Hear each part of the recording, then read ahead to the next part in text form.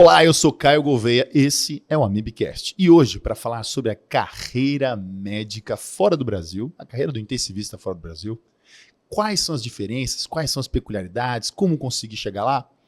Quem está aqui comigo hoje para tomar um cafezinho, tomar uma água e bater um papo muito bom é o Dr. Ari Serpa Neto, amigo nosso, médico intensivista do Austin Hospital e pesquisador pela Monash, acertei? Exatamente. Monash University em Melbourne. Prazer inenarrável, mestre. Valeu, Caião. Prazer estar aí. Obrigado pelo convite, Amib, todo mundo aí participando. Um prazer participar. Prazer sempre nosso, prazer sempre nosso, porque a gente sabe que quando vem pessoas assim, que nem você, para bater um papo, a gente sabe que vai sair coisa boa, que já é acostumado com papo de porta de... Espero que sim, né? De faculdade, exatamente, né? Aqueles papo bom. É assim que sabe. É o cara que é conhecido por todas as pesquisas, por toda a sua capacidade profissional, mas não conhecem o lado da resenha. Você vê que eu nem vim de social, né? Eu já vim de camiseta, etc. Já veio no perfil aqui. Exato. Privativão. Bom, para a gente começar molhando o bico com um cafezinho, primeiro ponto, poxa, quando surgiu essa ideia, tipo, olha, vou fazer uma carreira médica fora do Brasil ou vou fazer uma carreira diferente, seja de pesquisa ou qualquer que seja, fora do Brasil, para você, no seu dia a dia, já que você estava aqui, eu sei que já em um grande hospital, trabalhando nesse grande hospital, de uma maneira, acho que até o topo da carreira do intensivista, quando deu esse clique, essa vontade? Foi, na verdade, acho que eu fui encaminhando para isso, sim, Caio. Na verdade, eu nunca tive a ideia de sair do Brasil. Nunca foi uma coisa que fez parte da minha cabeça. Eu tive outras propostas anteriormente, mas nunca tive esse interesse. E aí, em 2019, eu existi de forma bem resumida, assim, para não levar muito tempo nisso, mas tinha um grant da FAPESP, que era um grant de colaboração internacional. E a Universidade de Melbourne era uma das participantes. Então, basicamente, a FAPESP iria dar um financiamento para a gente, para um pesquisador ir para Melbourne, por exemplo, e a Universidade de Melbourne ia financiar um pesquisador para vir para cá. E aí fazer como fosse um intercâmbio. Exatamente, um intercâmbio. E aí, quando eu vi isso, eu lembrei que o Rinaldo Bellomo, que é um conhecido para a maioria das pessoas que fazem terapia intensiva, era de Melbourne, né, e da Universidade de Melbourne. Legal. Mas eu nunca tinha falado com ele. Né? E aí eu entrei em contato com ele via e-mail, me apresentando, etc. Ele falou, não, Ari, eu conheço o seu trabalho, algumas coisas, as pesquisas que você faz, vamos aplicar para esse grant junto. E aí a gente aplicou junto, conseguimos o dinheiro. Até tem uma passagem bem interessante que eu lembro que eu estava aplicando, eu falei, o professor Bellomo, né, que hoje eu chamo de Rinaldo, porque todo mundo chama ele de Rinaldo. Né? Rinaldo. Mas na época, ele nem gosta, né, de professor, mas na época o professor Bellomo, eu preciso que o senhor aplique na universidade para conseguir, né, Ele falou, Ari, eu não tenho muito tempo, está aqui meu usuário e minha senha da plataforma, entra você e aplica. Mas aí a gente conseguiu o grant, e aí eu fui para lá em 2019, em maio, ficar um mês no Austin, que é o hospital que o Bellomo trabalha, que é um dos 4 grandes hospitais de pesquisa em Melbourne, né, que é o Monash, o Austin, o Alfred e o Royal Melbourne. Tem outros grandes, mas esses são os principais. E aí eu fiquei com ele um mês lá. Na segunda semana ele já me convidou. Ele falou, Ari, você não quer vir aqui ano que vem ficar um ano fazendo pesquisa com a gente aqui? A gente tem uma posição na Monash, na universidade, na NZICRC, né? Que são parentes aqui, às vezes as pessoas confundem a NZICRC e a NZICS. Né? A NZICS é a AMIB, é a sociedade. A NZICS é a sociedade. NZICS é a sociedade. E a NZICRC, ela é o centro, é um departamento dentro da Monash, que é um escritório de pesquisa, que basicamente presta serviço ou conduz grande parte das pesquisas da NZICS, do grupo de Clinical Trials da NZICS.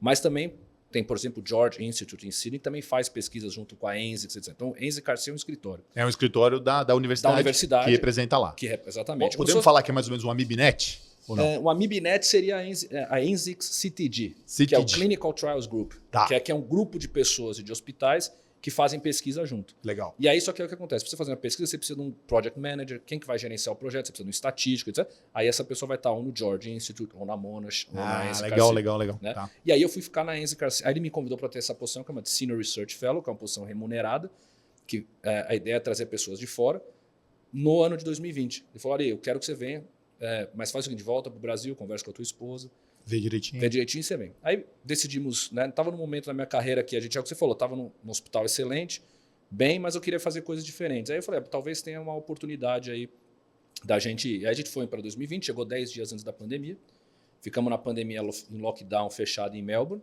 mas trabalhando. E aí, no meio de 2020, foi quando o Bellomo, né, o Rinaldo, de novo, falou para mim, Ari, você não quer ficar? Se você quiser ficar, acho que é legal, a gente quer que você fique, mas seria interessante você virar médico. Porque primeiro legal. você vai ganhar mais dinheiro do que sendo pesquisador, vai ter mais liberdade para fazer o que você quiser e vai poder alçar e galgar posições melhores do que se você só entre aspas, né, ficar na pesquisa. E aí eu falei, e aí foi ali nesse momento, ali no meio de 2020, que eu conversando com a minha esposa, falou, tá bom, vamos tentar. E aí eu entrei nesse processo para me tornar intensivista lá. Mas basicamente foi uma conjuntura de fatores, eu nunca tinha ideia, aí surgiu esse grant, aí eu fui, aí ele me convidou para ir no ano seguinte. Eu fui naquela coisa na minha cabeça, era assim, eu tô indo para ficar um ano. No máximo dois. Eu conversava, eu lembro que eu até conversei com pessoas aqui, né, não, vou ficar 2 anos. E aí foi ficando, aí lá surgiu o convite para virar intensivista, etc. E aí por isso que eu continuei nesse caminho. Exatamente. Então primeiro você ficou como médico, aí foi fazer, diretamente quando você falou, vou ficar como médico, eu tive que fazer já a residência lá. Bom, vamos falar isso depois, mas é mais para ter essa ideia. Direto ou você ficou como médico pesquisador? Na verdade, inicialmente só pesquisa. Só a validação. Só pesquisa. Aí, 2020, no meio, quando falei, tá bom, vamos tentar fazer medicina aqui. Primeira coisa que você tem que fazer, aí cada lugar é diferente. Na Austrália, né? Você tem que mostrar e provar que você é médico. E aí existem vários caminhos para você fazer isso, que são os pathways que eles chamam. Desde o standard pathway, que é um pathway que você vai lá falar, eu sou médico, mas não tenho especialidade. Ou tenho especialidade, mas eles nunca vão reconhecer a minha especialidade aqui, então eu estou começando no standard. Certo. Eu vou fazer o que tenho que fazer. Eu fui pelo specialist pathway, que é o caminho onde você tem uma especialidade e você quer que eles reconheçam essa especialidade de alguma forma. Então você começa, o processo inicialmente é o mesmo, você tem que mostrar que você é médico. Diploma de medicinas, de internato, toda aquela documentação por um site, né, que é o EPIC, que acho que a grande parte do mundo usa esse site, onde você começa a mandar documento e o órgão regulador deles lá, que é a APRA, vai reconhecer e falar, não, esse cara é médico. Tá. Mas daí só começou. Porque aí, depois daquele momento, você tem que começar a fazer como é que eu vou exercer a medicina aqui. E aí, se você estiver no standard, você vai ter que começar a aplicar para trabalho e fazer residência. E eu, como estava no specialist, eu tinha que ir para a segunda etapa agora, que era a etapa de discutir com o college, que o college é uma entidade que não existe no Brasil. O college, existem vários colleges, o college é quem regulamenta a especialidade. É como se fosse um colegiado. Mas na verdade é um órgão. Então, o college, o CICM, é o College of Intensive Care Medicine of Australia and New Zealand. Então, ele é quem regulamenta a terapia intensiva na Austrália e na Nova Zelândia. Tá. Mas ele tem um papel que todo mundo fala, mas é como a AMIB. Eu falei, não, a AMIB é a ANZICS, né, que a gente falou. O college não existe no Brasil, porque tem o college de anestesia, o ANZGA. ANZGA é o college de anestesia. Tem o college de GO. Tem o college regulamento. Então, ele é basicamente quem determina o treinamento e quem te dá o título de especialista. Que não existe esse termo na Austrália, é fellowship. Né? O fellowship é o título de especialista. Quando você vira fellow do college, é que você é um especialista reconhecido pelo college. Legal. Então, o college que vai te dizer tudo. Aí você entra para o college, manda todas as documentações de novo, tudo duplicado, é o processo desse jeito. Mandou já aqui, mas manda de novo ali. Tem que traduzir, tem que juramentar, tem que certificar, tem que fazer um monte de coisa. Gasta uma nota. E faz lá essa juramentação que você fez aqui? Você consegue fazer aqui, você tem que ser só uma especificação que chama NAT, que é uma tradução específica que eles gostam, dá para fazer aqui também. E aí você vai fazendo isso. E aí o college, você vai marcar uma entrevista. Certo. Vai pagar uma bala, já, né? Tem que pagar uma nota. E aí você faz uma entrevista com o college, por quê? Porque eles querem entender o quanto que o processo todo é a ideia de tentar entender o quanto que o seu treinamento é comparável com o treinamento de um profissional australiano. Legal. É esse o objetivo. Legal. E aí, quando você aplica para esse college, você faz a entrevista e eles vão te falar, tudo bem, vão te fazer perguntas, uma entrevista. E aí, no final, eles vão te dar um desfecho.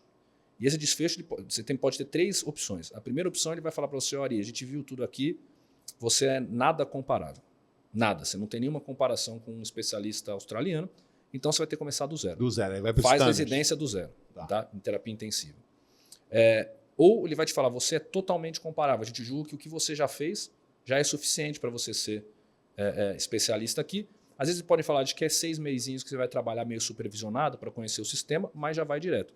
Raríssimo. Legal. Raríssimo. Né? Esse é o menos comum. Esse é o menos comum. E assim, mesmo o cara que vem, por exemplo, do Reino Unido, que a Austrália era uma colônia do Reino Unido, né, da Inglaterra, etc. Então, mesmo quem vem de lá que tem um sistema muito parecido, não consegue. E o último, que é o do meio, é o parcialmente comparável. Legal. Que basicamente ele fala assim, olha, tem alguma coisa aqui que a gente reconhece, mas falta. E quando ele fala falta, ele pode falar até 2 anos adicionais de treinamento para você. Se ele acha que você precisa de mais de 2 anos, ele vai te falar, não, você não é comparável, começa do zero. No meu caso, eles me pediram 1 ano de terapia intensiva, de residência, e mais 6 meses de residência em anestesia. Porque a anestesia não é pré-requisito. Lá eles têm de 6 a 1 ano de anestesia dentro da residência de terapia intensiva. Coisa que não é a nossa realidade aqui. Né? Na minha época eu fiz 1 mês, né? Eu tinha 1 mês.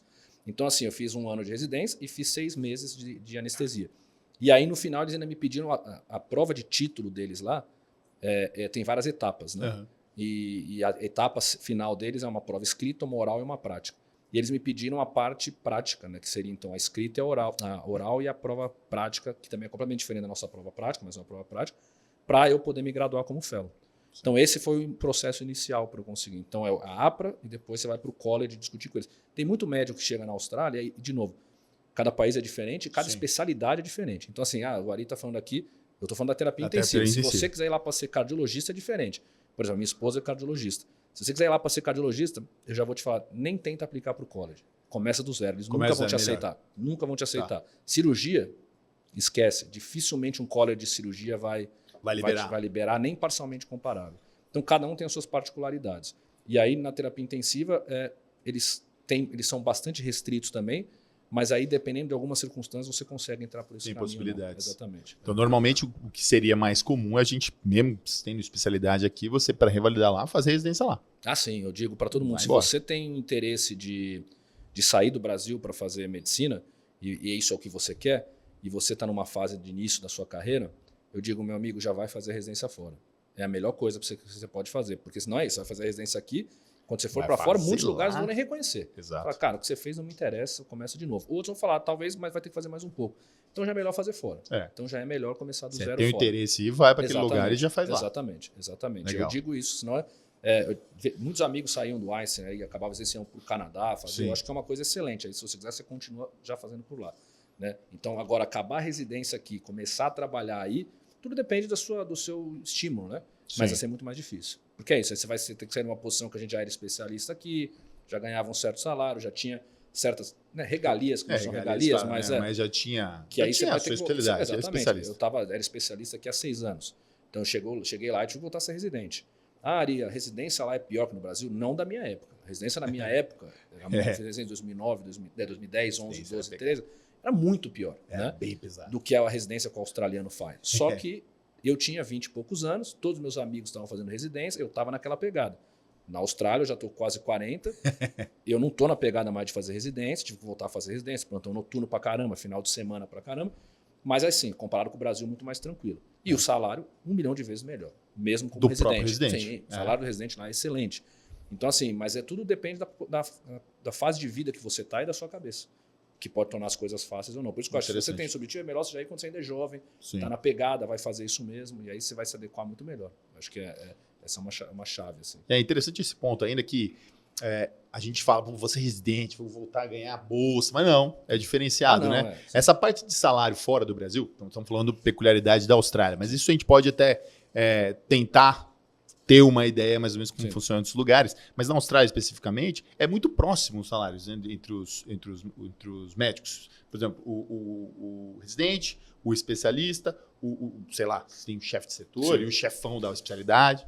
Na verdade, tem diferenças. Né? Qual que é a grande questão? A grande questão é que o salário da hora minha como especialista é muito maior que a hora do residente. Certo. Só que o residente trabalha muito mais do que eu e mais do que isso. O residente dá muito mais plantão noturno de final de semana do que eu dou. Certo. E na Austrália não existe bolsa. Não é bolsa de residência, é salário. É salário mesmo. Inclusive, o interno já ganha salário na Austrália. Tá? Então, assim, o internato na Austrália é pós-graduação. Já é pago. Não é. Então, quem é médico na Austrália, a partir do internato, ele já começa primeiro a ganhar salário e segundo a acumular benefício. Então, legal. Por exemplo, a Austrália, eu não vou saber exatamente o período que é, mas tem depois de, vou chutar aqui, tá? Depois de 8 anos, você tem direito de tirar um long service leave, que é você fica 1 ano fora do trabalho para fazer o que você quiser.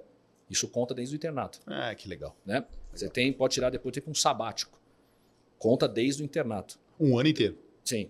6 meses a 1 ano, alguns são pagos, dependendo. Tá. Né? Então, tudo isso é pago, tudo isso conta desde o internato. Né? Legal. Então, por isso, e assim, aí não existe bolsa, né? É salário. Então, o salário é sempre assim, existe um agreement, né? uma conferência entre o governo e as associações médicas. Cada estado da Austrália é independente. Então, cada um tem um salário, cada um tem um programa, cada um tem um nome diferente. Então, o residente em Melbourne, ou em Vitória, que é o estado, chama Registrar. Registrar é o nosso residente. O termo residente na Austrália, ele é um nível abaixo do que a gente chama de residente. Certo. Né? Então, o Registrar, ele existe em Vitória. Se você vai para New South Wales, para Sydney, já talvez não chame Registrar, chama SRMO. Tem vários. Então, tudo é diferente, né? Mas, assim, o salário, nesse documento, ele vai falar assim, ó, o interno ele vai ganhar 50 horas. Beleza. O Pós-graduando interno, ano 2, ele vai para 57. O registrar vai passar a ganhar 60 e pouco. Tá? E ele vai.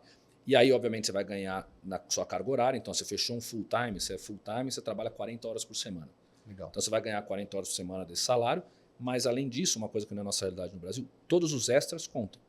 Então, eu, por exemplo, quando fiz residência, meu plantão era de 13 horas. Porque, na verdade, eu chegava às 8, ficava até às 8, mas até passar plantão, etc., conta 13 horas. Então, eu ganhava overtime todo o plantão. Porque eu estava trabalhando acima da carga horária dos passos. Exatamente. Então, eu ganhava overtime todo o plantão. E isso tranquilo, não é? Não, isso está incluído incluído ali. Fica louco. Não, porque tem que bater não tenho o que horário fazer, certo. não tem jeito. Não tenho que fazer claim, pedir nada disso. Interessante. Plantão noturno, você ganha mais porque é noturno. O residente também. Final de semana, você ganha pênalti. Né? Feriado, você ganha pênalti.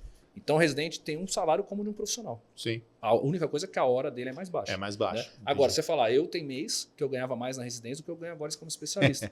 Porque às vezes é que nem aí, por exemplo, esse mês passado eu dei menos plantão, eu não trabalhei tanto de final de semana nem de feriado, que é quando eu também ganho pênalti, e noite. Então, meu salário base ficou o base. O base. E na residência eu ganhava mais. Interessante. Então, essa que é a questão, esse que é o ponto. Por isso que lá, muita gente fala assim, puta, mas lá meus caras fazem 6 anos de residência. Que é outra coisa que é diferente. Lá, a residência não é assim, ó, eu entro num hospital e eu vou ficar aqui, eu estou abraçado com esse serviço até o final. Que é aqui, né? Eu estou fazendo residência no Einstein, estou fazendo residência no servidor. Vou ficar aqui direto. São 3 anos ali, né? Isso não existe na Austrália. Na Austrália eles têm um programa. O programa é assim, para você virar intensivista, tem que cumprir essas etapas. Tem que ter 1 ano de anestesia. Você tem que ter 6 a 1 ano de pediatria. Você tem que ter... E aí, como você vai fazer isso? Você, como residente, que determina. Não, eu quero começar na pediatria. Decide. Quero começar na pediatria. Pô, legal. E aí você aplica para os empregos. São empregos. Eu tenho a job offer, eu aplico, até ano que vem eu quero fazer a minha parte de residência de terapia intensiva naqueles vários hospitais. Você aplica e sente, e aí você vai contando. Então, tem residente que faz a residência dele em 8 hospitais diferentes. Que ele vai fazendo caminhos diferentes. Que legal, vai buscando. E aí tem cara que resolve fazer rápido e acabar em 4 anos, por exemplo. Acho que dá para acabar em 4 anos. Tem um cara que fala, eu ganho bem, né? Porque ganha bem. A responsabilidade é mínima, porque eu tenho consultant, eu tenho todo mundo. Eu estou bem, eu consigo comprar uma casa, eu consigo ter filho, porque eu estou conseguindo ganhar bem. Então não tenho por que eu acabar logo a residência. Eu prefiro ficar assim. E aí o cara fala assim, e às vezes até tiram o fellow, eles ficam titulados e eles ainda continuam trabalhando como residente. Então o cara fala assim, não, eu já tenho fellow, eu posso começar a trabalhar como especialista, mas eu sinto que eu ainda não sou tão bom em trauma. Então ano que vem eu vou tentar fazer 1 ano de trauma. Ele vai lá como residente e faz 1 ano de trauma. Então é muito flexível nesse sentido. Então é muito difícil a gente fazer uma comparação com o que a gente tem no Brasil. Porque aqui é um programa fechado. É um programa fechado. Exatamente. E fica até uma crítica atual, né? Porque é um programa. O Brasil é um programa super. Como você falou, o residente dá uma sofrida boa, Sim. né? Não sei como é que está hoje em dia. Não sei. Considerando algumas coisas aí que mudaram, mas vamos dizer que o padrão, né? A divisão está bem semelhante. Mas nossa, você ficava acordado, você ficava ligado, você chamava o chefe quando tem algum problema mais grave, mas você estava tocando lá. E interessante porque fica aquela situação em que, caramba, tudo que eu penso que é residência médica, fora daqui, parece ser diferente, parece ter um jeito diferente de fazer isso. Eu sei que, por exemplo, eu converso com muitas pessoas lá, né? Eu sei que nos Estados Unidos parece que a sobrecarga é muito maior. Sobrecarga para o residente. Na Austrália não é tão ruim assim. Na Austrália é um local que é bom para o residente. Até na carga horária, por exemplo, eu trabalhava 6 dias e folgava 6. Era cada hospital tem o seu sistema. Né? Mas o hospital que eu trabalhava decidiu com os residentes que o melhor sistema era você fazer 6 dias de plantão, dos quais eu fazia 3 dias e 3 noites seguidas. E aí eu ficava 6 dias off. Fazia o que eu queria. Dia? Noite. Dia, noite, 6 off. Faço o que eu quero. E aí volto depois, 3, 6 off. É isso. Excelente. Eu acho muito melhor do que ficar de segunda a sexta, por exemplo. Sem dúvida. Mas tem lugar que, por exemplo, tem, principalmente o residente mais júnior, tem lugar que o cara faz 7 noites seguidas. Tá. Então tem tudo é muito flexível, né? Não existe muito assim. Variado. Não é que nem aqui que você sabe que vai ser tudo meio que igual, entre aspas. Vai mudar só o local que você está fazendo, né? Então, tudo isso varia muito de local que você está. Então, é muito diferente nesse sentido. Muito legal. E você acha que nesse intuito aí, nessa ideia de essa flexibilidade completa, né, do residente, a gente já falou do salário, mas assim, da escolha dele para onde que ele vai se aplicar para fazer a formação, você acha que isso tem um engrandecimento da formação desse médico ou é simplesmente diferente? Eu acho que, eu sempre falo isso, eu tenho que tomar muito cuidado quando eu falo isso, porque assim, eu conversei já com alguns amigos sobre isso, né? E eu sempre falo, cara, o médico do Brasil é muito melhor. Muito melhor. E aí eu tenho alguns amigos, né, que eles falam assim, cara, toma cuidado só com uma coisa, o médico que você tem relação, que você conhece. Porque a gente sabe que hoje no Brasil a gente tem um problema de formação médica, Muita etc, faculdade né? crescendo. Exatamente. Então assim, óbvio, os médicos que eu tenho contato, você, os caras que eu trabalho juntos, meus residentes, onde eu fico, né? E eu tenho contato assim com o pessoal que faz no congresso, que tá lá, e eu acho que essa galera é no mínimo no mesmo nível que o pessoal de lá. Agora, o que eu acho que eu falo que é a grande diferença da Austrália hoje? Na média, a média deles é melhor que a nossa média. Certo. Mas o topo deles não é igual ao nosso. Nosso topo é melhor. E eu digo isso em tudo. Em serviço, em hospital, em médico, em residente, em tudo. Não tem um Einstein na Austrália. Não tem. Agora, a média dos hospitais é muito melhor que a nossa média aqui. Né? Então, aquele negócio, eles ofertam igual para todo mundo numa média boa. Exato, exatamente. Né? Não tem ninguém discrepante. Exato. Aqui a gente trabalha com extremos vale absurdos. Né? O que você acha do residente australiano? Eu acho que o residente australiano é extremamente bem formado. Primeiro porque eu me graduei, tem 15 dias eu recebi meu fellow oficialmente no Congresso. E é o fellow assim, Austrália e Nova Zelândia. Certo. Em 2024. Sabe quantos estavam se graduando junto comigo? Chuta um número. Junto com você? Que estava se graduando aquele ano recebendo o título de especialista em terapia intensiva. 20. Tinha 40. Caraca. Austrália e Nova Zelândia. Quanto a gente gradua por ano aqui? Né? Porque é um país maior, óbvio, a população é maior. Sim. Só que tudo isso faz com que a coisa lá, eles tenham um controle sobre como as coisas acontecem muito grande. Não existe essas coisas. A faculdade de medicina tem pouco. Treinamento, as vagas são pouco. Sim. É tudo muito regulado pelos colleges. Focando na qualidade, Exato, na qualidade. manter aquele negócio. Não criar um monte então, de... assim, é óbvio, eles estão expostos a muitas coisas e eles têm um treinamento muito bom. Isso faz com que eles sejam melhores médicos que a gente, nessa categoria de médicos que a gente está acostumado a trabalhar? Não necessariamente. Eu acho que, por exemplo, muitas vezes eles têm uma dificuldade maior que a gente em tomar decisão. Sim. Porque a gente, é o que você falou, na minha época você era jogado aos leões. Total. O que é ruim. Total. Né? Mas você tem que tomar a decisão. Se vira. Exato. Então eu brinco. Às vezes eu estou passando visita, estava passando visita com um residente e com um senior red, que é o residente mais senior, aquele residente que está no caminho para se tornar um especialista. E ela estava liderando a visita e eu estava só supervisionando e discutindo. E aí a gente tinha um doente, uma SARA grave, que a discussão vai progredir de desmame, não vai estubar, não vai estubar. E aí eu lembro que eu ficava perguntando para ela, vamos lá, então qual que é o plano? Você vai estubar esse doente? Não sei o quê. E ela me explicava todo o racional, mas ela não me dava o plano. Entendi. Eu falava, não, eu já entendi. Vai estubar ou não vai estubar o doente? É só isso, eu preciso que você fale para a enfermeira. Vai estubar ou não vai estubar? Então eles têm essa dificuldade porque a forma que eles treinam é desse jeito. Teorizam muito, né? Porque a própria prova de título deles é muito nisso. Tá. A prova de título deles, eles querem que você fale tudo. Então eles treinam assim. Então na hora que chega na beira do leito para tomar a decisão, tem um pouco mais de dificuldade que a gente aqui. Né? Então são essas as principais diferenças que eu vejo comparado. Mas eu acho que a gente, quando os médicos bem formados que a gente tem aqui, em todas as especialidades, são tão bons ou até melhores do que lá. Muito bom, muito bom. Vamos saber, porque realmente a gente tem um programa de residência que hoje em dia está até tendo uma questão polêmica aqui. Não, porque não vamos precisar de residência, a residência não precisa ficar mais com as especialidades, vai ficar centrada. Então, várias críticas sobre isso, porque é mais uma coisa que tira um controle que realmente funciona, né? Sim. Aqui a gente sabe, apesar de todos os problemas que tem em algumas residências, a gente sabe que todas elas passam por um crivo bem importante para se manterem. Então, é a melhor formação que a gente tem como médico. Apesar do médico que faz residência não necessariamente ser o mais, hoje no Brasil, mais valorizado, né? Você sabe que o cara até ficar com raiva. Eu falei, o cara tá no Instagram lá fazendo aquelas carinhas, eu sei quem quer, ele com trabalho, esse cara, você cria aquele sentimento, falei, putz, o que eu tô fazendo, né? E essa indignação cresce, mas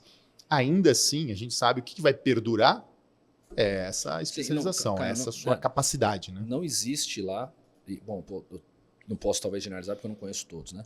Mas não existe médico que vai exercer alguma especialidade sem ter feito treinamento nela, que a gente conhece aqui, né?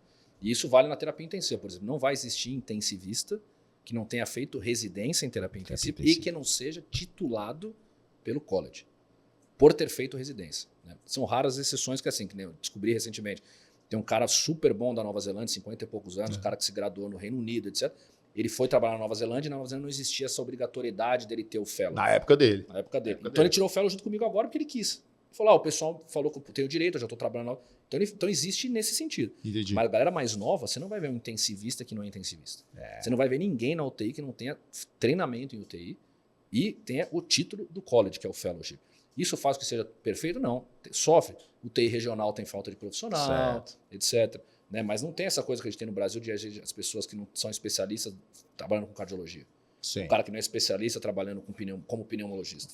Fiz uma pós de 2 meses ali. Tô sabendo tudo. Exatamente. Não existe. E tem muito. Não existe. Esse conceito da residência lá, ele é muito importante, porque assim, Porque você não exerce medicina se não tiver um treinamento adicional.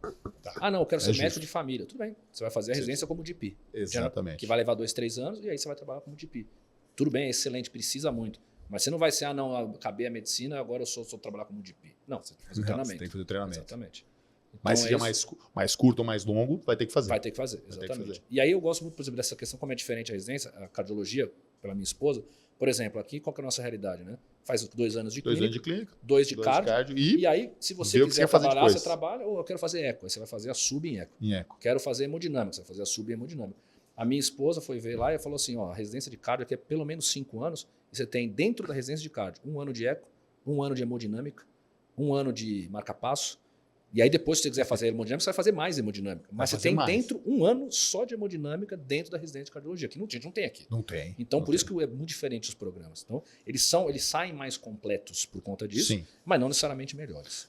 O cardiologista sai mais completo, mas ele não é um especialista em hemodinâmica. Exatamente. E ele sai mais completo, não é um especialista em eco. Exatamente. Né? Mas ele, do grosso, né, que daqueles dois anos que a gente tem de cardiologia, ele sai melhor. Exatamente. Porque ele tem uma formação um pouco mais longa, né? E é exposto a mais coisas. Exposto a mais coisas.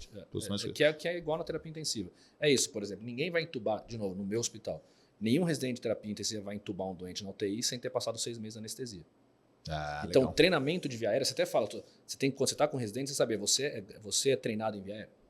Porque o residente vai falar, não, eu sou residente de UTI, mas não sou treinado em via aérea. O que pra gente é muito louco. Você fala assim, não, eu tenho um residente aqui que não é treinado em via aérea. Por quê? Porque eu ainda não fiz minha rotação na anestesia. Porque o treinamento de via aérea tem que ser na anestesia. E aí isso, inclusive, influencia quando você aplica para o emprego. Tem hospitais que vai falar assim, você não passou na anestesia ainda, não tem interesse em você. Porque você vai ser um residente que vai rodar na minha unidade, e se tiver um problema, você não vai ser capaz de entubar. Então, eu precisaria ter outro residente supervisionando você. Interessante. Então, por isso que é um caminho, exato, né, a anestesia. Exato. Porque eles colocam a anestesia como uma responsabilidade de formar o cara que vai fazer um procedimento invasivo, no caso aí, a intubação. E aí você pega. Talvez eles saiam mais bem formados em via aérea que a gente. Porque, querendo ou não, quando o cara faz 6 meses de anestesia, eu fiz, você intuba 350 doentes. Ah, mas não é doente da UTI, é diferente, concordo. Mas são 350 intubações. 350 via aérea, que você já viu 350 via aérea. Em 6 meses. Então, assim, quantos caras vão intubar 350 pacientes numa residência de UTI, que às vezes o doente é mais intubado no PA ou na própria anestesia? Você não vê isso. Então, é isso, eles estão muito. É tudo isso, eles são muito expostos a esse tipo de coisa. E é uma crítica até agora, porque a gente não tem os 2 anos de clínica médica que a gente fez, né? Sim. Que intubava pra caramba. Exatamente. Tudo que é jeito. Pronto-socorro, enfermaria, você tá largado, você faz tudo que... Exato. E é o que você fala, a gente tinha essa liberdade de aprendizado. A gente aprendia na marra. Na marra. Obviamente, tinha um assistente, você ia chamar ele, tá uma dúvida muito grande, mas você tinha que, às vezes, aprender na marra. Era você o único médico daquela região, daquela situação. Exatamente. Né? E é interessante que o atual currículo é muito bom, eu até discuti o currículo algumas vezes. O atual currículo tem 3 anos, ele passa em diversas especialidades diferentes. Acho que isso é uma coisa que, puxa, se eu passasse cirurgia, eu teria uma noção disso aqui, não seria tão difícil eu aprender. Mas aí fica ele faz pouco procedimento como intubação. Exato. Não tem tanto acesso. Tem acesso, mas não tem tanto acesso assim. Então, você vê que ele perde um pouco dessa prática, apesar de ganhar um pouco da parte teórica, né? Sim. Então é interessante esse ponto aí. Isso que é bem diferente lá. Eles são bem rígidos com essa questão das rotações via aérea, etc. Tem que ter. Tem que ter via aérea. Onde você vai fazer? Não sei. Você vira aí, procura, você aplica. Exatamente. Mas tem que fazer. Tem que fazer isso aqui. Tem que fazer. Legal. Exato. Então é bem blocado, né? Exatamente. Então ele sabe o que ele tem que fazer. É como fosse mais ou menos o crédito de um doutorado. Então, o cara te dá a capacidade de amigão. Você tem que fazer isso. Exatamente. Quando você vai fazer, como você vai fazer, você vai fazer. Exatamente. Você se vira. Que vai rodando nisso. Então, isso é bem diferente lá. Legal, bem legal. Aí fica também aquela dúvida seguinte. Eu pensei nisso. Pensei em fazer... Vou fazer a minha especialidade fora, vou trabalhar fora do Brasil, quero conhecer coisas diferentes, eu quero ver se eu tenho caminhos diferentes para seguir. Como é que o médico que está pensando, vou falar o residente, mas vou falar o médico mesmo, que está pensando em fazer isso, pode iniciar esse processo aqui no Brasil? Eu acho que a primeira coisa que você tem que fazer é entrar em contato com alguém que pode te ajudar nisso. Né? E foi o que eu fiz. Eu entrei em contato com o Belon, vi e-mail e comecei esse processo. Existem muitas pessoas, você fala assim, tem pessoas que prestam esse tipo de consultoria, o cara que já é médico na Austrália, ele te ajuda a fazer esse caminho, etc. Sim. Então, tudo isso existe, essas coisas que você paga para fazer. Né? Mas eu ainda acho que a melhor coisa que você pode fazer é entrar em contato com alguém lá, para essa pessoa começar a te ajudar e você começar a trabalhar junto com essa pessoa. Senão você vai ficar meio que solto e não vai saber por onde começar. Entendi. Então a melhor coisa que eu acho é você tentar achar uma pessoa lá que pode te orientar e te ajudar nisso. Senão fica muito difícil. Foi o que eu fiz com o Belomo, né? Agora, tem pessoas aí que fazem, você vai ver, o cara tem consultoria que está lá, médico na Austrália, etc. Mas eu ainda acho que é melhor quando você entra em contato com uma pessoa lá que pode viabilizar esse caminho para você. Consegue fazer esse caminho Exatamente. mais fácil. Então, a primeira coisa é tentar ver. Se não conheço, pelo menos procurar Tentar alguém arrumar, que busca isso e tentar entrar em contato com essa pessoa, se não der, com outra. Exatamente. E aí depois, porque a partir você daí... consegue construir o seu caminho lá. Legal. E a partir daí você vai procurar, então, aí quais são os processos, qual o nível que eu tenho que ter dessa língua, né? E aí você começa a ver essa questão de aplicar para o college ou não, aplicar para a APRA ou não, mas acho que é interessante você ter alguém lá para te guiar. Senão você fica muito assim, cara, como é que eu vou fazer, onde que eu vou parar, e é super difícil. Então eu acho que E eu sei, se você quiser, tem pessoas que vão te ajudar nisso. Tá. Tem brasileiros lá, médicos, que oferecem serviços onde você vai conseguir trabalhar com isso. Você vai dar um diploma para ele vai dizer, acho que é melhor via essa, acho que é melhor via aquela, etc. Mas acaba sendo um serviço de pessoas que também passaram pela mesma coisa que você. Certo. Eu ainda acho que é melhor você ter alguém de lá que tem, porque o grande limite lá, Caio, é o emprego. O cara precisa te dar um emprego. Se o cara não te dá um emprego, você não consegue trabalhar e não consegue fazer sua residência. Então, você ter alguém lá que consegue te direcionar e te dar um emprego, aí você já começa a caminhar de uma forma simples. Melhor. Precisa de alguém para falar, vou ficar aqui, vou aprender aqui. Exatamente. Interessante então, isso é o ponto principal. Então, primeiro contato com alguém, depois ver o resto. O que eu preciso, quais são as listas, se eu tenho que fazer aquilo. E vai ter que camelar. Todo mundo tem muita gente que acha que vai conseguir chegar lá e fazer as coisas tranquilo, mas não, vai ter que camelar. Não tem jeito. Sempre tem uma adaptação e a adaptação é adaptação importante. Né? Inglês é muito difícil. As pessoas acham, eu falo inglês. Cara, você não fala inglês. Eu brinco, eu não tenho vergonha de falar isso. Eu quando fui dar o meu primeiro plantão, eu voltei para casa, eu chorei. Em posição fetal no colo da minha esposa. Eu não estou brincando, é verdade isso. E eu já falava inglês, eu dava aula em congresso, já tinha ido para congresso internacional, dava aula em congresso internacional, achava que o meu inglês era excelente. Primeira coisa assim, você chega no país, você fala, meu inglês é excelente, aí você vê que não é.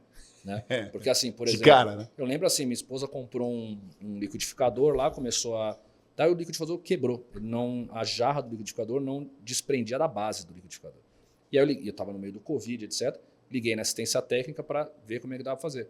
Aí como é que eu vou explicar que a jarra do liquidificador não desprende da base do liquidificador? Então você já fala, meu inglês é bom, mas não é bom para o dia a dia. Útil, exatamente. Né? E aí foi isso. Aí eu cheguei no meio do Covid no hospital, era assim, todo mundo de face shield, todo mundo de máscara N95, falando inglês, e eu falei, cara, não consigo entender uma palavra que as pessoas falam. E eu falei, não, eu entendo inglês. Eu leio o paper, eu escrevo o paper, faço call com os caras o tempo inteiro. Eu estou há 2 anos aqui trabalhando com pesquisa. Cara, você chega no hospital, você fala, não entendo uma palavra que esses caras falam. Cara, é horrível. E assim, um sotaque diferente, etc. E aí foi quando eu cheguei em casa, eu falei pra minha esposa, cara, não vou conseguir. E eu não tenho vergonha de fazer isso. Porque muita gente acha, cara, não tenho vergonha. A gente tem que humanizar certas coisas. Sim, e assim, eu falei, cara, eu não vou conseguir. Porque, por exemplo, eu sempre gosto de dar esse exemplo. Né? Como é que eu falo revascularização do miocárdio em inglês? Todo mundo sabe. Bypass, CABG, tem vários, né? Bypass. Aí os caras estavam lá e falavam assim, KEGS. Que é isso? KEGS, velho? Aí, KEGS é a abreviação que eles usam para bypass. Né? E tudo australiano abrevia. Tem slang, abreviação. E aí eu estava conversando com a minha esposa e falei, cara, é igual pra gente no português. O cara que ele chega aqui, ele fala, não, quando eu vou discutir a Revasc aqui, em português, ele vai falar. Eu já falei aqui, Revasc. RM, né? Ele vai falar revascularização do miocárdio, ou mesmo RM. Não, a gente fala Revasc. Eu falei, o que é Revasc, cara? É igual no inglês. Exato. Então você chega lá achando que você sabe inglês, você não sabe. Então é um caminho ali de meses até você conseguir se adequar. E é uma coisa que eu falo até hoje, que eu tô tranquilo, eu não me sinto o mesmo médico que eu me sinto em português aqui no Brasil. Às vezes eu estava andando 3 da manhã na unidade, assim eu falava, cara, não sou o mesmo médico. Eu sou um médico nem melhor ou pior, talvez um pouco pior, mas sou diferente. Diferente, porque a minha forma de interagir, de reagir é diferente. Simplesmente pela linguagem. Então isso é uma coisa que muitas pessoas às vezes elas subestimam. Né? E elas assim, não, vai ser tudo bem, você tira o TOEFL. Eu também tenho 130 no TOEFL, 127 no TOEFL. Beleza, usa isso que você precisa, porque importante. Você vai precisar ter nota alta em TOEFL, PTE, etc., para conseguir se validar lá como médico. Então é um ponto de partida, você precisa ter nota alta em exame de inglês. Agora, quando você entra no hospital, você joga isso no lixo e aí você vai começar do zero. Então, são esses tipos de coisa que as pessoas têm que se preparar, porque é muito diferente. A gente não entendia nada no Covid, a gente não entendia português, né? Exato. Tem Então, muita gente que falava, eu falei, o que tá falando? exatamente. Não tô entendendo nada. Então é muito essa coisa da linguagem, e é isso. E às vezes, e aí você se pega em situações desse tipo. Então, assim, deu uma urgência. Você vai ter que liderar aquela urgência em inglês. Então aí você vai pegando com o tempo, você vai pegando.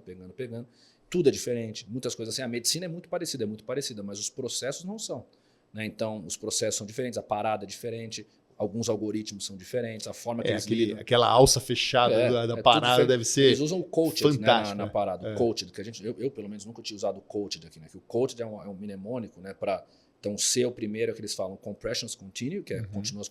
Então, quando você completa os 2 minutos, que você vai ter aquele ciclo agora de checar ritmo, etc., eles fazem o coach. A gente, normalmente, completou, né? Checa aí, eles fazem o coached. Então, o coach é o cara que está liderando, ele fala compressions continue, que o cara vai continuar a compressão, aí o outro vai vir o oxygen away, o cara vai tirar o oxigênio. Aí vai ter o A, que é all clear, aí todo mundo vai sair. Aí vai ter o C, que ele vai falar charge, que é para carregar, o cara vai carregar o desfibrilador. O H, que ele vai falar hands off, aí todo mundo para. Aí quem está fazendo a massagem, que sobrou, para. Aí o E é evaluate the rhythm, checa o ritmo, ele vai checar. Ele já deixa ligado. Já vai checar, ele fala assim, ó, aí vai ter o último D, que é defib or disarm.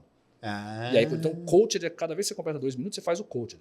Compressions continue, oxygen away, orders clear, charge, hands off. Eles perdem o tempo. Exatamente. Então, isso é uma coisa, por exemplo, que eles fazem muito, né?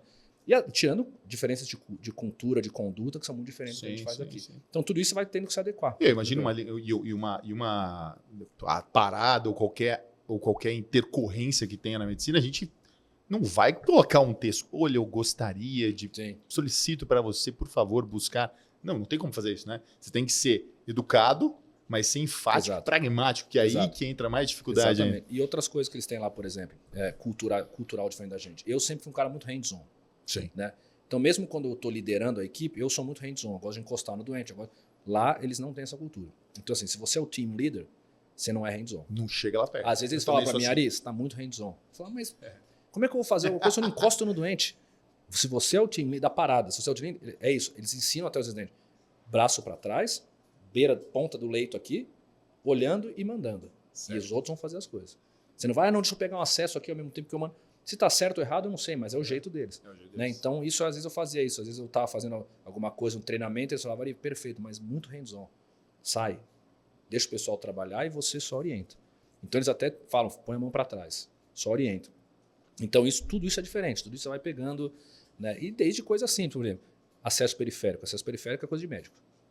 Enfermeira não pega acesso periférico. Então, aí eu tive que reaprender a passar acesso. É difícil passar acesso periférico. É mais difícil que central, para mim. É. Hoje eu pego bem, porque é isso. Eu tive que reaprender a fazer. A enfermeira dificilmente vai pegar um acesso periférico. Caraca. Então, é você que vai pegar, o residente que vai pegar. Então, tudo isso você vai tendo que aprender. Você pega na anestesia. Aí na anestesia, aí também não tem. E na UTI também. Na anestesia, com certeza. É um aprendizado maior. E aí você vai pegando E óbvio, quem vai pegar mais acesso é o residente mais júnior, porque o papel dele, PAI, acesso é ele. Certo. O residente mais sênior vai ser intubação em central. Né? Mas aí tudo isso que você vai falando, cara, muda muito o que você tem que fazer no Brasil, que é o que a gente faz. Então tudo isso é um processo de adaptação que você tem que levar em conta, que eu talvez tenha subestimado quando eu comecei. Como estava no meio da pandemia, aquela coisa, você não tem muito com quem conversar, como ver, você não pode entrar no hospital, porque quando eu cheguei no hospital foi um choque para mim. Então tudo isso eu fui tendo que me adaptar. Então por isso que eu falo para as pessoas, se você quer fazer, primeiro, faça o quanto antes, e segundo, tente entender direitinho o que vai ser. Você nunca vai saber até chegar. A hora que chega é que você vai tomar a paulada. Mas sempre tente alguém lá que vai conseguir te orientar e eu falo, conversa com quem já fez. Eu sempre falo isso, tem um pessoal conversando no Congresso de Brasília. Legal. Me apresentaram um casal que está lá até agora e eu contei para eles tudo. Eu falei, vocês querem a verdade ou a mentira? Eles falaram, não, conta a verdade. Eles falaram, cara, foi muito bom conversar com você porque você contou um monte de coisa que é difícil mesmo e a gente chegando aqui, a gente viu que é assim mesmo, mas a gente veio preparado. Se a gente não tivesse falado com você, a gente ia chegar aqui naquele deslumbre, nossa, então não sei o que. Expectativa, né? Exato. Aí expectativa lá, você alta, vê que é muito diferente. Exatamente. Então é muito importante você ter essa preparação quando você decide tomar esse passo. Eu acho que é excelente. Eu acho que a minha experiência de vida, assim, cara, que experiência que você pode ter de bater na porta, dar o Rinaldo Belomo lá para conversar com você e passar a visita com você, entendeu? Ou qualquer outro cara que você vai nos lugares desses que a gente sabe. Então isso e a experiência de vida, etc. Mas é bom se preparar. Acho que é muito importante ter esse preparo, porque as diferenças de cultura e de conduta são muitas, assim. Como é que a enfermeira trabalha, quem que cuida, fisioterapia. Como é que é a divisão, Exato. né? Porque lá a divisão é levada muito a sério, Muito, né? A divisão de muito. tarefas é muito a sério. Eu acho que a gente aqui, pelo menos no ICE, a gente melhorou muito na questão do empoderamento, etc., Sim, de enfermagem, que é uma coisa que é muito importante. Quando eu saí já estava assim. Mas lá isso é o extremo, né? Lá isso é o extremo e eu acho bom, na grande maioria das vezes, né? Isso é muito bom. A enfermagem tem um papel crucial. A enfermagem tem muita autonomia. A enfermeira é uma por leito. Então elas cuidam, o doente delas, elas ficam com ciúme se você mexe no doente delas, porque né? E elas cuidam de tudo, né? Fisioterapia não tem um papel como tem aqui. É uma coisa que eu sinto muito, eu sempre falo, a coisa que eu mais sinto falta, fisioterapia que a gente tem aqui.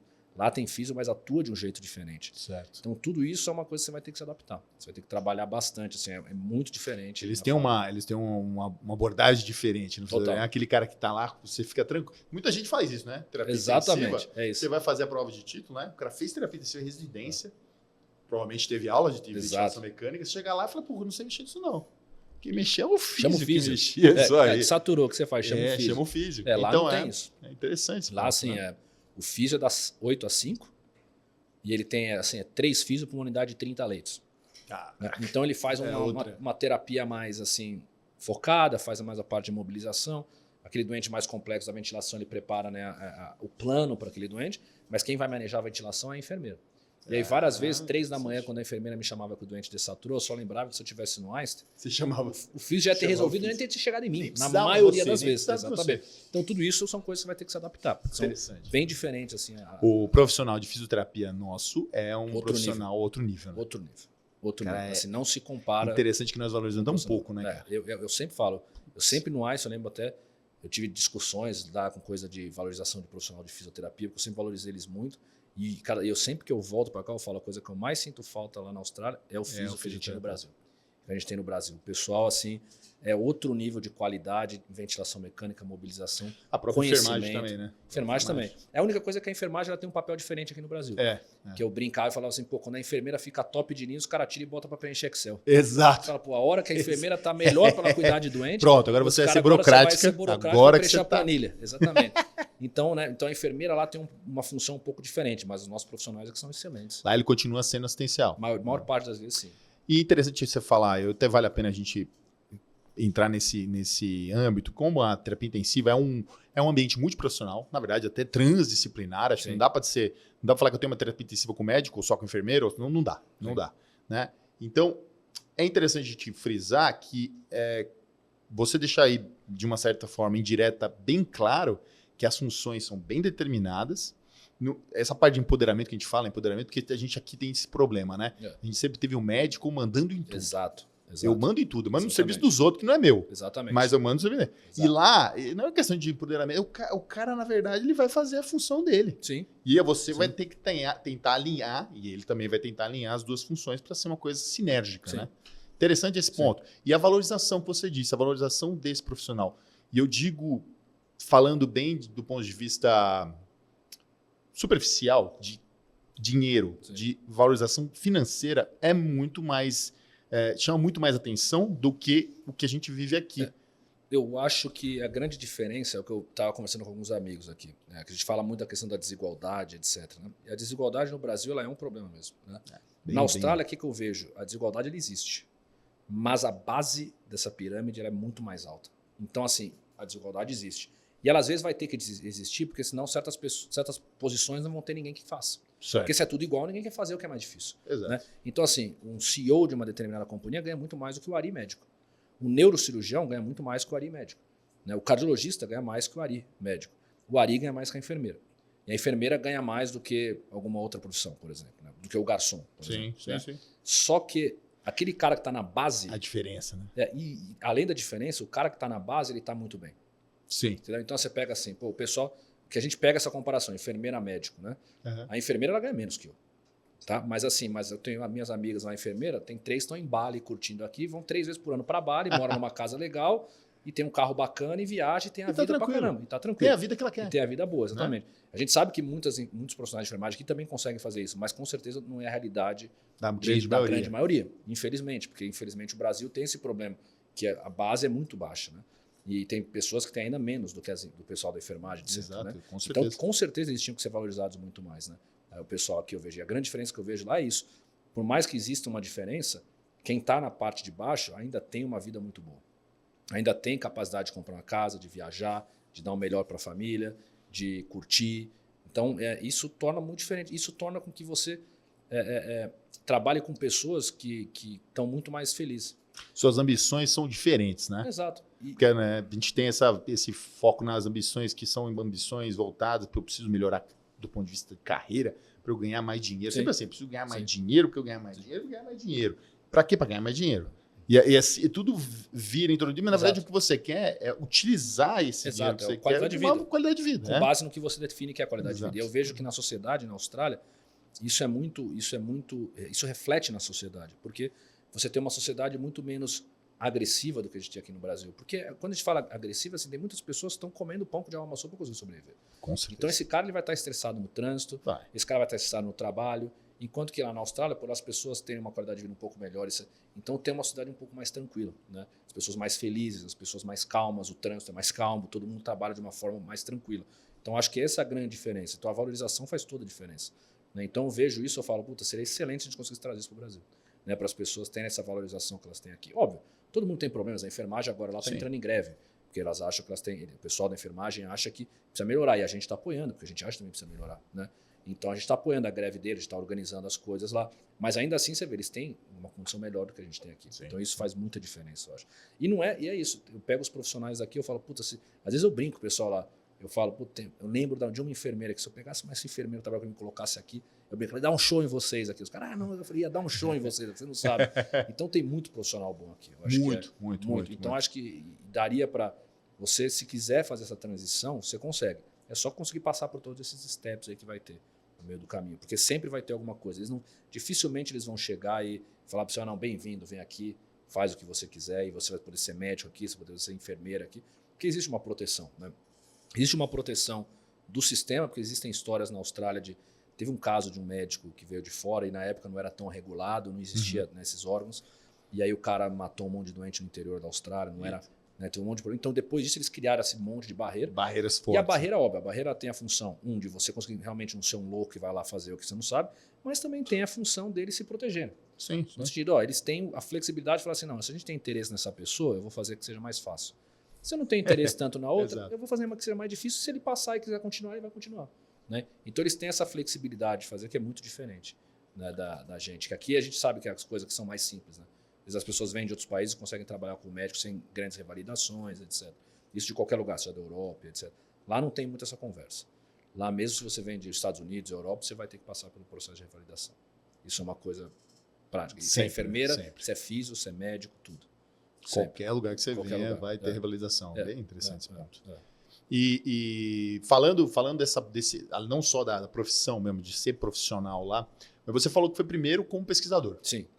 Esse caminho da pesquisa mesmo, e eu digo, até porque aqui a gente vive no Brasil, temos grandes pesquisadores, sim, temos grandes centros, porém não temos, acho que é o mesmo fomento para a pesquisa que a gente tem, né, nos países europeus, nos Estados Unidos, na Austrália, que seja. Esse cara, quero ser pesquisador, quero continuar como pesquisador e quero seguir uma carreira assim. Caminho semelhante? Acho que sim. Mesma coisa. Eu sempre brinco, né, em outros podcasts que eu já participei, até outras conversas que eu já fiz, live de Instagram, você fala, como é que você faz? Eu falo, cara de pau. Às vezes a gente não valoriza a capacidade de um e-mail em abrir portas. Todas as portas que eu abri na minha vida, seja na pesquisa, foram com e-mails. Quando você fez a guinada na sua carreira científica, começou a publicar internacional, etc. Quando eu entrei em contato com o Marcos Schultz, na Holanda, que foi meu primeiro mentor, foi um e-mail. 2011, professor Marcos, meu nome é Ari, eu sou um residente de UTI, quero fazer pesquisa, né? Era de clínica médica, né? Clínica médica. E o cara falou, não, vamos, começamos a trabalhar junto. Quando eu fui para a Austrália, professor Belomo, meu nome é Ari, eu sou não sei o quê. Não, então assim, as pessoas às vezes elas subestimam o poder de um e-mail. Só que eu sempre falo, você precisa mandar um e-mail e você precisa ter alguma coisa para entregar para essa pessoa. Que ninguém vai querer também, né? E quando eu digo entregar, pode ser força de trabalho. Sim. Você fala assim, não, eu tenho força de trabalho, estou afim de fazer, eu quero fazer, trabalhar, fazer qualquer coisa e estou disposto a ajudar. Você tem que propor alguma coisa. Exatamente. Né? E simples, né? Às vezes as pessoas escrevem e-mails gigantes, com currículos gigantes, essas pessoas não vão ler. Né? Eu convivo com o Belomo. Belomo, quando você manda o primeiro e-mail para ele, a resposta automática dele é assim, eu recebo mais de 300 e-mails por dia, o que é verdade, não é mentira. Né? Quando eu tiver um tempo, eu vou responder o seu e-mail. Então, essa pessoa você tem que mandar ser simples. Olá, meu nome é Ari, eu sou do Brasil, eu faço pesquisa, eu tenho interesse nisso, no que eu posso ajudar. E aí, às vezes, quanto mais curto, melhor. Exato, curto, direto e mostrando como que você pode ajudar, né? Então, acho que é isso. Todas as coisas da minha vida que eu consegui foram sempre em contato interpessoal por e-mail. Óbvio, tem milhões de locais que você pode fazer aplicação formal, você pode entrar no site da universidade, aplicar, né? Então, isso as pessoas, né, entram na universidade e vê se tem alguma opção de doutorado, de estágio, etc. Isso tem. Mas a minha experiência pessoal foi um contato mais direto com as pessoas via e-mail, oferecendo o meu trabalho e com isso conseguindo. Então, acho que a pesquisa é ainda mais fácil do que a medicina. Porque a medicina você vai esbarrar em todos esses entraves. Essas dificuldades. Enquanto que a pesquisa não. Pesquisa, todo mês a gente tem fellow de pesquisa lá com o Belomo. Né? Então, todo mês tem um fellow de pesquisa lá fazendo pesquisa com a gente, porque não é difícil. Ele vai precisar tirar o visto, nem precisa ser o de trabalho. Sim, não vão falar baixo aqui, nem precisa ser. Porque ele não vai ganhar dinheiro, ele vai lá para trabalhar de graça. Certo. E ele vai lá, aluga uma casa, vai para o hospital todo dia e faz pesquisa com a gente. E aí que é o que eu fiz. Eu fui com visto de turista, porque eu não ganhei salário. Eu fiquei fazendo pesquisa com ele e depois de 2 semanas ele me convidou oficialmente para ir no ano seguinte. E aí abriu as portas. Então acho que a pesquisa é ainda mais fácil você conseguir esse caminho. Então, e tem, cara, a gente fala, eu ainda não tenho, muitas pessoas mandam e-mail para mim, etc. E eu ainda não tenho essa liberdade. No futuro vou ter. A forma que a minha carreira está galgando lá é para que eu chegue nesse ponto. Mas o Belomo recebe direto. A gente estava com o pessoal do Brasil. Teve gente de Brasília no passado que foi lá do grupo do Beyond. Sei, legal. O Paulo estava lá agora, um residente do HC, do Bruno, estava lá com a gente agora lá também, rodando na pesquisa, também rodou nos rounds com a gente, nas visitas. Então tem espaço, é só entrar em contato. E quando você conversa com as pessoas, todo mundo fez isso, entrou em contato. Entrou em contato e perguntou. Então acho que essa é a forma mais simples de conseguir. E porque eu acho que é a forma mais também pessoal. É uma coisa muito mais pessoal. Você cria um vínculo pessoal. Você já com essa cria pessoa. na hora, exatamente. Né? Diferente de ser uma aplicação via universidade que vai chegar lá, você não sabe de onde veio. Né? Então, acho que é muito importante. Então, sempre sou favorável a, quando você quer fazer esses caminhos, seja na pesquisa ou na medicina, você sempre tentar começar com uma coisa pessoal. Uma relação pessoal com alguém que você conhece. E ele se sente, de certa forma, por exemplo, aquele 300 e-mail, mas mesmo assim ele se sente, valorizado. Exato. Se vai pela faculdade, parece que é uma obrigação para ele. Exato. Né? E eu tenho muito, é o que eu falo, não, você vai conseguir aplicar pela universidade, você vai fazer medicina lá, você consegue pelo caminho não oficial, mas eu acho que todos esses caminhos vão ser mais difíceis. Sim. Porque você tem o contato de alguém que é lá de dentro e que você consegue mostrar trabalho e aí essa pessoa vai querer que você fique lá. Mesmo comigo, que era o Belomo queria que eu ficasse lá, vai já foi conseguir difícil. achar atalhos, né? Já foi difícil. Ele queria que eu ficasse lá, ele me convidou, ele fez questão, ele quer que eu fique lá e foi difícil. Então imagina para quem vai lá na cara e na coragem. Eu vejo muito médico brasileiro lá, faço parte de grupos, etc. A pessoa come o pão assim é difícil, cara, é difícil. Mas se você tá afim, você vai seguir nisso, né?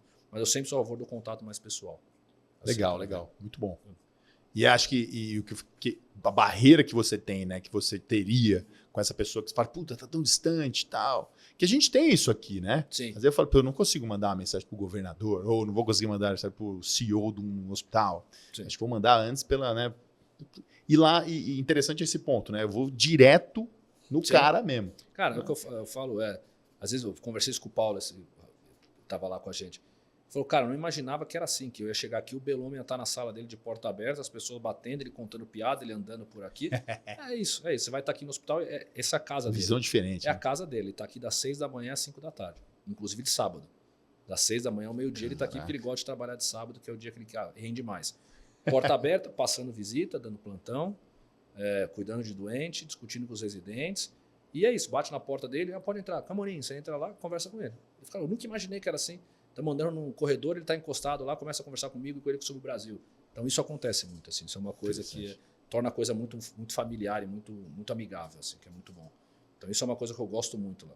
Foi um dos motivos de eu também optar por ficar nesse hospital. Né? Quando eu tive outras possibilidades, tem outras possibilidades de trabalhar em hospitais maiores até lá. A minha decisão de ficar no Austin foi, primeiro o Belomo tá lá, e foi ele que me levou, o caminho que eu estou construindo para ficar, né, ficar com ele, né, ficar na posição dele, etc. E ele quer isso, então eu tenho esse senso de lealdade também com quem me ajudou. Mas eu também, porque eu gosto muito de lá, é isso, é um hospital familiar, que eu brinco, né? Parece uma família, um hospital amigável, todo mundo se conhece, não tem aquela coisa do tem que vir de gravata, tem que vir não sei o quê. Aí isso já me perde. Então eu fico lá por causa disso. Então isso é uma coisa muito boa. Mas também a gente tem aqui, eu acho. Tem também no servidor. Eu tinha mesmo no ICE, com toda a pompa. Com toda a pompa ainda tinha. Você tira a pompa, quando você fecha lá no Mocol, os enfermeiros, a gente, o pessoal da física, isso é outra coisa. Isso a gente ganha mesmo, né? Exatamente. Família mesmo. Aqui a gente tem bastante esse negócio. E é legal porque você se identificou lá exatamente por causa dessa identificação aqui, né? A gente não pode queixar de tudo, não. Aqui realmente esse óbvio que não é ambiente de trabalho eles melhor. não têm a cultura latina. Né? Então Sim, não é que nem sim. a relação que eu tinha com o pessoal da enfermagem, tá, fiz a gente sair para jogar bola, tomar cerveja. Sim. Não faço tanto lá, mas eles têm essa questão parecida assim, também, que é bom. Interessante. Que é bom. Culturalmente, um desafio. Do ponto de vista de estudo e de língua, outro desafio. Exato. E também as diferenças grandes da assistência lá e de toda a formação também é outro que a gente viu agora nesse bate-papo que foram cruciais. Sim. O que a gente pode trazer? Tô lá, vou trazer para o Brasil. O que a gente pode trazer para o Brasil para pensar em melhorias? Ó, aqui eu vi isso aqui. O que eu consigo adaptar aqui em pouco tempo? Vamos falar assim, três coisas. Um a curto prazo, um a médio prazo e um a longo prazo. Na sua opinião. Essa pergunta é difícil. Sua opinião. Vamos dizer, você vai ser candidato a... Eu sempre brinco. Tem algumas coisas que eu aprendi de conduta médica que eu traria para cá. Né? Então, assim, essa seria talvez o curto prazo e o simples. Um exemplo simples. Usar metaraminol na UTI. Não sei se você usa. Não. Então, exatamente. A gente tem um preconceito danado, Aramin. Exatamente o meu. Cheguei lá e falei, não, isso aqui não tem que usar. E aí eu aprendi lá a usar o push dose, né, para intubação, etc. Que eu acho que não sei porque a gente não usa, mas o metaraminol é infusão contínua. Né? Então, infusão contínua em veia periférica. Então é uma coisa que a gente usa muito lá em pacientes com choque leve, que a gente não quer botar um catéter e começar uma nora e também não quer usar nora periférica por todos os potenciais riscos. Então isso é uma coisa que eu falo, até brinquei com o Paulo, tá? O Paulo falou, cara, eu falei, marca um call com o Bruno aí, com o pessoal do HC, a gente põe o Belomo para falar, porque a gente tem um monte de estudo disso já. Mostrando que, cara, é seguro, funciona. É aquele exemplo que eu dou bem, sabe aquele paciente 78 anos, frágil, que fez uma prótese de quadril, e aí tá com uma sistólica de 85, lactato não tá tão alto, mas assim, aí acaba na UTI lá, e o cara mete um catéter, liga pneumotórax, 2 microgramas de nora, né? Que a gente usa micrograma minuto lá, mas liga 0,05 microgramas. Cara, veia periférica, araminzinho, a gente usa até no máximo 100 microgramas por minuto e por no máximo 48 horas. Se começar a subir muito, aí é catéter em nora. Sim. Mas esse cara com 30 microgramas de aramin, 8 horinhas, o choque passou, você manda ele embora. É aquele choque, é o CIR, né? Exatamente, não é remite, choque, né, que a gente fala, né? Não é o choque gravão, né? Então assim, óbvio, você não vai meter um aramin naquele cara que tá lactato de 10 chocado. Né? Pô, é interessante demais. Mas isso é uma coisa, por exemplo, simples que eu traria para amanhã. Né? Eu já vou ter menos preconceito com a araminha agora. Eu fiz um araminha aqui. Eu levei um tempo também, mas depois adaptei. Eu acho que, num segundo ponto de médio prazo, acho que a coisa que eu talvez trouxesse seria essa valorização do residente, de uma forma mais assim. Eu acho que o residente ele precisa ser mais valorizado tanto financeiramente quanto do trabalho dele. Porque eu acho que isso, se você faz isso, você consegue promover uma formação ainda melhor. Sim. Com mais tempo, com mais dedicação. Então, acho que esse é um ponto principal. E a longo prazo é difícil, mas eu acho que a longo prazo, eu acho que aí eu vou puxar para a pesquisa. Eu acho que a gente teria que ter um sistema de pesquisa como a gente lá. Qual que é a principal diferença do sistema lá para aqui, para o Brasil, eu acho? Não é que tem pesquisadores melhores, etc. Ele tem um sistema que funciona. Não é só o fomento. Né? O fomento, óbvio. O governo tem muito dinheiro, então eu consigo fomento público, etc. Mas eles têm o grupo de Research Coordinators, que a gente chama, que são os coordenadores de pesquisa. Todos os hospitais que participam do CTD, do NZEX, da MIBNet, né? Todos eles têm os seus grupos de Research Coordinators na UTI. O que é isso? Não, tem grupo que tem 8, tem grupo que tem... No nosso grupo, no OST, 3 pessoas, 3 enfermeiros. O Glenn, ele é o chefe, entre aspas, do grupo, é o cara que é full-time, só pesquisa, organiza todos os protocolos, etc. A Helen e a Lia, elas são part-time, elas trabalham na UTI também como enfermeiras e part-time como pesquisa, onde elas recebem um salário para fazer toda a condução da pesquisa dentro do hospital. Então a pesquisa não é feita por quem no tempo livre. A pesquisa é feita por profissionais. É um trabalho. É um trabalho. Ele é contratado para isso. Trabalho. E assim, tem hospitais aqui que fazem isso? Tem. Eu acho que a Flávia tem na Escola Paulista, tem pessoas que conseguem fazer isso, mas não é a realidade. Né? Então, assim, tanto que a gente tem os nossos congressos, tem um dia que é só dos Research Coordinators. Eles têm um grupo unidos na Austrália ou Nova Zelândia inteira, onde eles se reúnem para discutir condições de trabalho, coisas. Então, assim, todo grande hospital que participa de pesquisa tem pelo menos um Research Coordinator. É essa pessoa que vai organizar todos os protocolos, a ética, a organização que vai começar, que vai fazer o estudo. Então isso também viabiliza a realização do estudo de uma forma muito mais adequada. Não, cara, aqui, ó, você já não está trabalhando agora? Vem aqui, passa o resto do dia aqui e fica coletando dados. Exato. E aí você tem, por exemplo, o grupo do Paul Young, que é lá de Wellington, né, que é um dos hospitais mais produtivos. Cara, eu vou chutar aqui, mas eu acho que ele tem 8 ou 9 Research Coordinators na UTI dele. Então, assim, óbvio que isso, a gente está passando por uma crise na Austrália nesse momento com esse grupo e o nosso principal medo agora nesse momento é perder esse grupo, perder a força desse grupo, quanto financeiro, né? Budget, aquelas coisas. Sim. Né? Mas assim, porque isso é o grande diferencial da pesquisa na Austrália. Não é, tem grandes pesquisadores, óbvio, o governo ajuda e dá dinheiro e tem muito mais oportunidade, óbvio, também. mas é esse grupo que faz a diferença. E eles, que tipo de profissional? Qualquer profissional? Usualmente são enfermeiros. São enfermeiros. O pessoal da enfermagem que faz meio período na UTI ou meio período de pesquisa e tal. Mas não existe essa necessidade. Tá. Pode ser físio, pode ser um outro profissional, pode ser até médico. Não precisa ser da saúde? Não precisa ser da saúde? Eu não sei se tem alguma restrição legal em relação a isso, mas do ponto de vista prático, eu diria que não precisa nem ser da saúde. Porque na verdade porque é um cara que burocracias, é uma pessoa que vai trabalhar com a burocracia da pesquisa, desde a coleta de dados, até muitas vezes o termo de consentimento, até a inclusão do paciente, a manutenção dos documentos, a aprovação ética, a governança, é quem vai fazer tudo isso, né? Eu digo que isso é a maior força da Austrália quando se fala em pesquisa. Isso que eu vi lá, que é uma coisa muito, né? que eu não vi nem muito nos Estados Unidos, com essa unidade que tem na Austrália, uma unidade tão grande que eles têm. Legal. Então, todos os projetos têm que ter um Research Coordinator como comitê diretivo, que vai ser a pessoa do projeto que vai conseguir fazer esse contato. Então, isso é uma coisa que se eu pudesse trazer para o Brasil, aí, pensando no longo prazo, para a pesquisa eu traria. Legal. É uma coisa muito boa. Assim. Muito bom, muito bom. Pô, o bate-papo foi fora de série. Acho que excelente. O pessoal que vai ouvir isso aqui, porque não está ao vivo, mas vai ouvir. Com certeza vai ficar com muito mais dúvidas. Qualquer coisa, manda e-mail. Já pegou a letra. Manda e-mail para saber. E o que eu gostaria de até pedir, primeiras considerações que você tem para quem tem interesse, quem quer buscar. Obviamente já falei isso várias vezes. Mas também aquele que tem dúvida de como seria essa possibilidade de trazer coisas novas para cá, para o Brasil.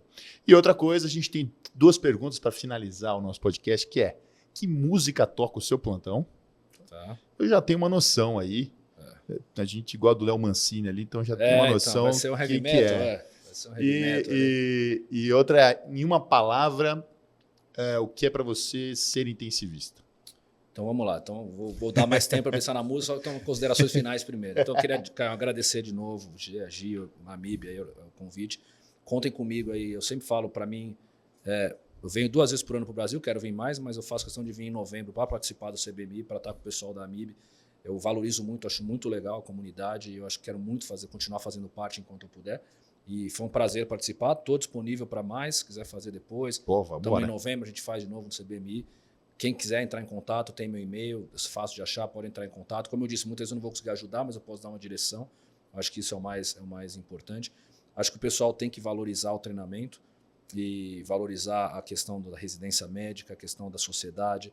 E é o que eu comentei com você aqui antes da gente entrar, por exemplo, uma grande diferença para a minha graduação lá foi eu ter feito a prova de título. Eu sei que muitas pessoas não valorizam isso, porque no Brasil acaba não sendo, entre aspas, um requisito formal, né? Vai lembrar esse detalhe, né? A prova de título de terapia intensiva da AMIB, né? Que a gente tem feito. Porque eu sei que muita gente fala, não precisa, você acabou a residência, o MEC te dá o registro. O MEC já te dá o registro. É verdade, do ponto de vista legal no Brasil e tal, mas eu acho que fazer parte da comunidade, da sociedade, fazer a prova de título te traz algo diferente. Se você vai pensar, não vai mudar meu salário aqui no meu dia a dia, é um pensamento pequeno, mas assim, o que me facilitou todo o processo, por exemplo, na Austrália, foi ter a prova de título da AMIB. Né? Porque foi a hora que eu mostrei para eles que eu tinha sido avaliado por pares numa prova com escrita, prática, oral, e tinha sido aprovada. A prova é exatamente igual à prova de Fellow? Não é, é diferente. Mas isso é uma coisa que a pessoa pode falar, mas ele foi avaliado por pares e por uma sociedade. Não é aquela coisa que é subjetiva. Ele vai falar, pode até ser diferente, mas ele foi avaliado por alguém. Então fez muita diferença. Eu acho que as pessoas têm que valorizar mais. É o que a gente estava conversando. Residência médica, treinamento, as sociedades, a parte de prova de título. Eu acho que isso tem que ser muito valorizado. Então isso é uma coisa também que eu digo. E para mim, antes da música, para mim ser intensivista, cara, eu acho que a gente passa por altos e baixos, né? Muitas vezes a gente fica pensando, principalmente aqui no Brasil, que é o que a gente falou, não é tão valorizada a nossa especialidade, por conta de várias circunstâncias, né? Mas uma coisa que eu reaprendi na Austrália, e pode ser um tema para um próximo podcast, porque a rotina do intensivista da Austrália, se o plantão é diferente, se a carga horária é diferente. Boa pergunta, boa. Vamos fazer isso. Mas eu reaprendi a valorizar o intensivista. Eu acho que aqui na Austrália, aqui no Brasil, desculpa, principalmente, se você não está nesses grandes centros de referências, eu sinto que o intensivista é muito tido como aquele cara que sobrou aquela opção, então ele vai lá e vai trabalhar. A gente sabe que é verdade. Pergunta qual é a sua especialidade. Exato. Né? Qual é a sua especialidade? Né? Então, acho que depois que eu comecei a trabalhar lá de novo, eu tenho muito orgulho de ser intensivista, porque eu acho que não é qual que é a sua especialidade. E é uma coisa clichê, mas lá é muito verdade. Desesperou, todo mundo liga para o intensivista. É código amarelo, é código azul, não tem. Até assim, não consigo pegar um acesso ao intensivista que tem que ir lá pegar o acesso do doente, que os caras não estão conseguindo no andar. Né? Então, acho que a gente precisa ter mais respeito pelo intensivista e precisa se orgulhar mais de ser intensivista, porque eu acho que é uma especialidade não é melhor ou pior que nenhuma outra, mas ela tem que ser entendida tão boa quanto as outras, e muitas vezes não é. Exato. Então acho que isso que é o ponto. E a música, cara, eu sou do heavy metal, né? Então eu tenho 2 bandas preferidas, que é o Angra, que é uma banda brasileira, e o Dream Theater, que é uma banda americana. Mas eu vou ficar com o brasileiro, aí do Angra eu vou colocar, cara, uma música, eu vou colocar Carry On, vai, que é a classicona, Carry On, que é top. Aí a dica pra vocês aí, show de bola. Show de bola. Mas, de novo, obrigado pelo convite, é um prazer aí participar. Prazer é sempre nosso e fica marcado. Qual é a rotina do intensivista na Austrália? Pode ser, a gente Fechou. conversa sobre plantão. Pô, novembro. Fechou, marcado, combinado. marcado. Cervejinha em novembro, não esqueçam, nós temos o CBMI, um dos grandes congressos que a gente tem em novembro. E você que ouviu e sabe da importância da prova de título, não se esqueça, as inscrições são até 30 de julho. Fica ligado e venha participar da AMIB. Prazer inenarrável, Ari. Claro, é um prazer participar. Sucesso total.